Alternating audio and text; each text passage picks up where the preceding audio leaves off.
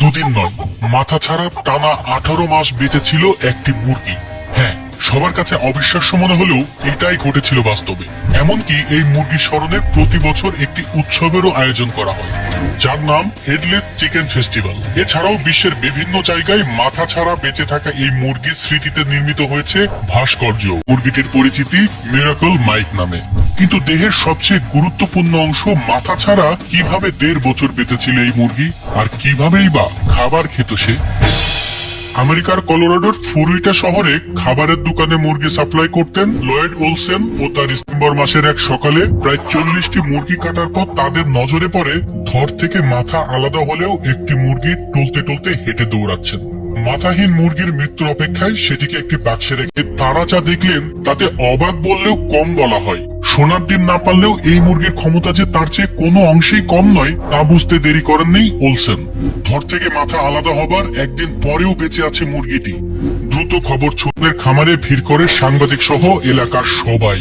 দুদিন আগেও যে মুরগির পরিণতি লেখা ছিল খাবারের প্লেটে, রাতারাতি সে হয়ে যায় সেলিব্রিটি। এক কথায় অলৌকিকভাবে নতুন জীবন পাওয়া মুরগির পোশাকি নাম হয় মিরাকল মাইক।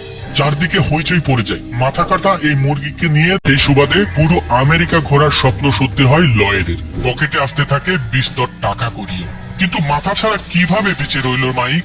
আপনার আমার মতো এই প্রশ্ন জেগেছিল চিকিৎসক ও প্রাণী বিশেষজ্ঞদের মনেও। কারণ পরবর্তীতে অনেকেই তৃতীয় চেষ্টা চরিত্রও কম করেননি, কিন্তু বরাবরই সবাই ব্যর্থ হয়েছে। তবে কোন জাদুর কাঠির ছোঁয়ায় বেঁচেছিল মাইক? কান বাদ দিয়ে চোখ, ঠোঁট সহ গোটা মাথায় কেটে গেলেও আশ্চর্যজনক ভাবে বেঁচে যায় মাইকের মস্তিষ্কের 80% অংশই।